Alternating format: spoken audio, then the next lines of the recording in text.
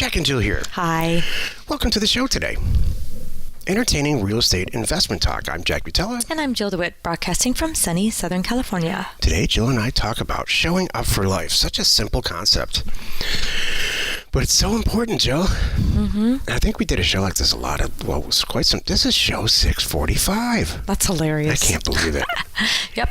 We did a show called this, similar to this, quite some time ago, and it's modeled after a book that Bill Gates Senior, Bill Gates' father, wrote about how he raised his kids. And you know, he literally says right in the foreword, I wrote this book because I'm so tired of explaining this to everybody in the grocery store about how do you get a kid like Bill Gates, you know. And that's his answer. You show up for life. And so he talked. It in the end became an inspirational kind of parenting book. And so much of that stuff applies to how you run your company, I think. Well, you know, it's interesting because I'm working on my book, and I was describing it in an email last night, and it's like you either show up or you give up. You know what I mean? Oh, so yeah.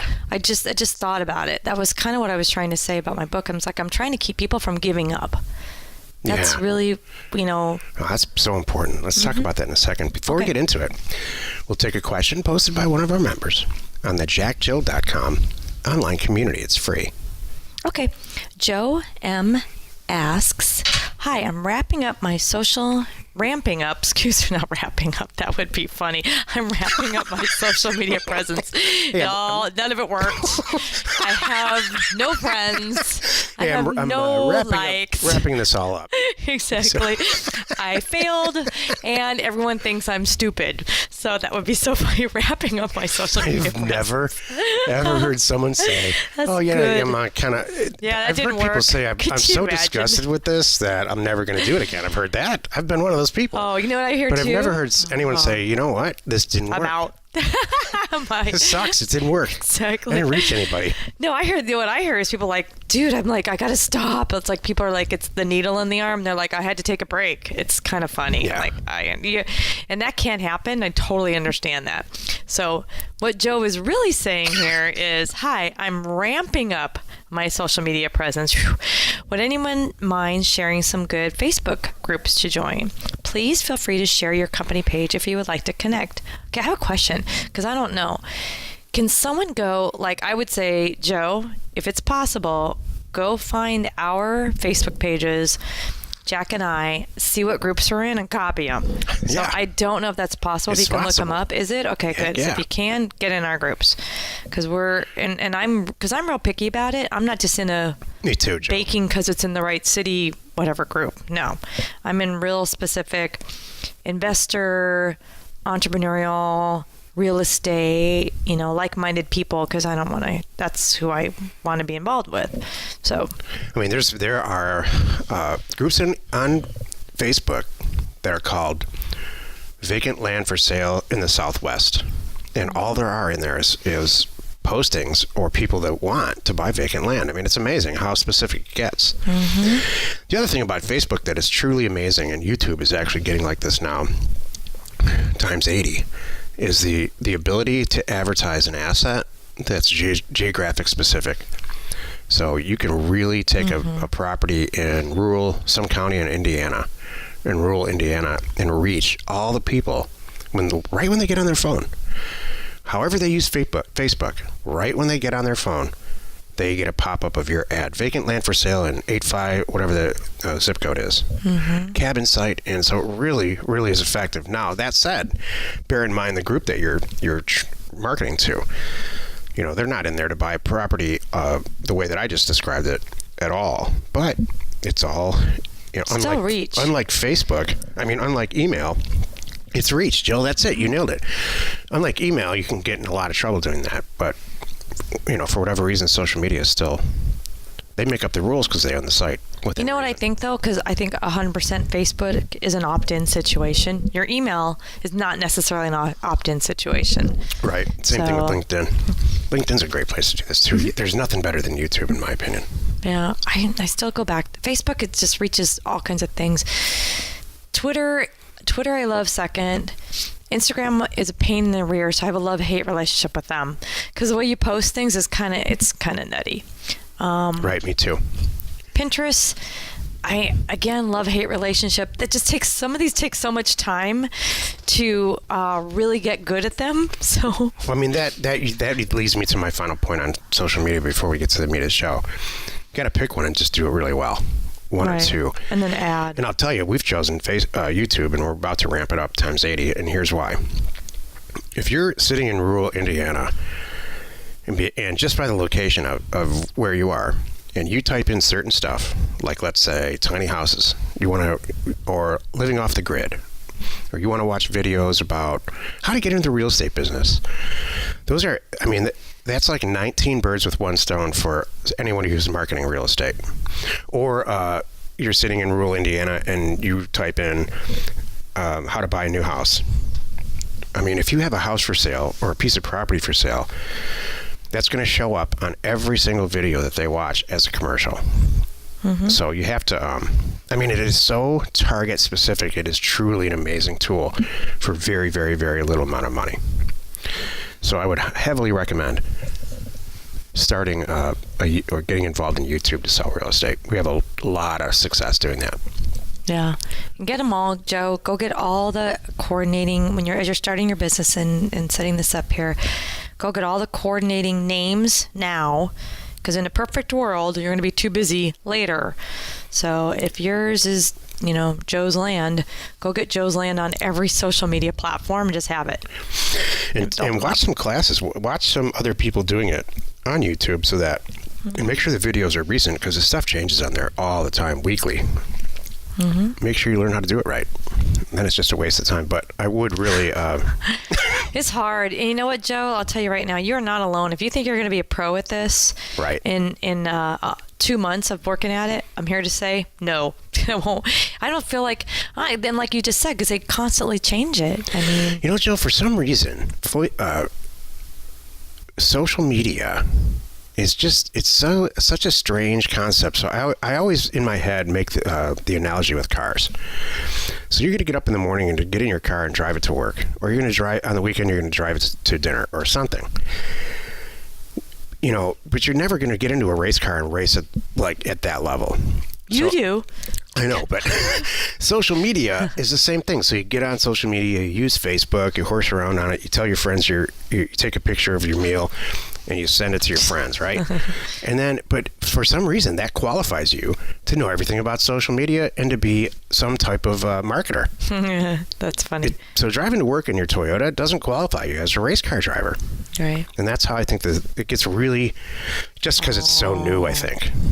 Okay. Are you talking about your frustration in trying to find a quote unquote expert? That's exactly what I'm talking about. Because people come to us like, "Oh, I got this," and we're like, "Oh no, no, you don't at all. No, we know way more than you do." You're just 23, and you think you know more about social media than me. Big deal. And it turns out they don't. That's what's disappointing. Exactly.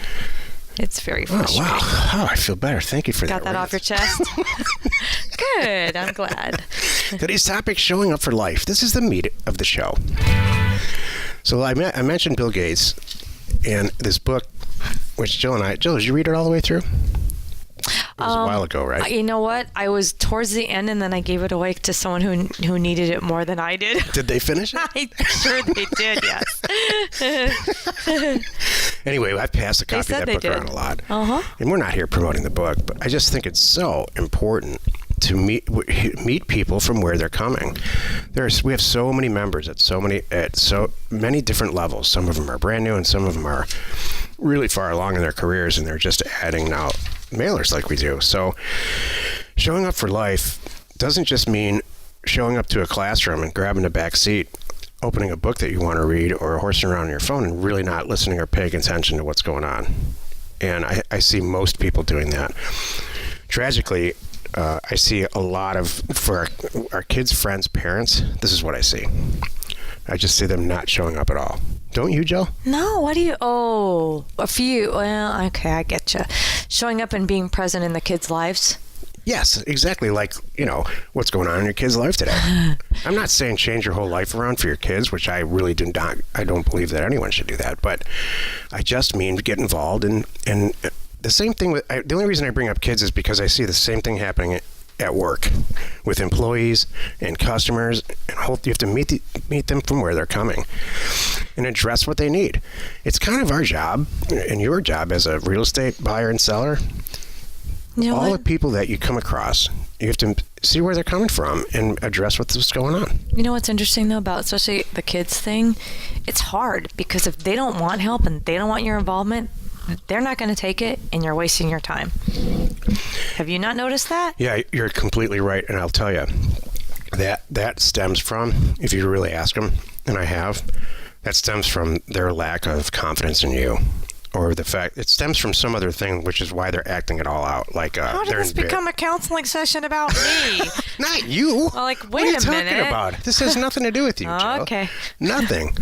It doesn't stem from you. I don't mean you, like you, Is Jill. this showing up for life, Jill? No. Is that what this topic I'm is? not even addressing that. Oh my goodness. I just mean, like, the kids. Not our kids, but kids in general. It's just been going on since caveman times. They don't understand where their parents are coming from, and it's our job to kind of explain it. That's funny. I mean, I'm trying to tie it into this, but I have some friends that are just overkill. Two I can think of in particular that they're too much in everybody's lives. You know what? And that's probably the same as in work. Like if you're going to micromanage, that's overkill and too much, and now you're going to ruin it the other way. Then no one's going to get anything done, and no one will know how to do anything without you standing right there behind them saying, click here, push that, whatever. Exactly. So, I mean, if you want to have a real estate career, or you already have one and you want to take it to the next level, you just got to show up for it. Doesn't that sound silly and simple? Yeah. It's not, though. Well, I know. You got to plan it out and sit down and put the hours in and get a calendar together. Yeah. Like setting goals, work them backwards. I always think about that. Where do you want to be in a year, 5 years? It's not crazy. And take it seriously. That's all. It's like so funny when you really sit down. No idea is really that crazy. I'm sure there's people.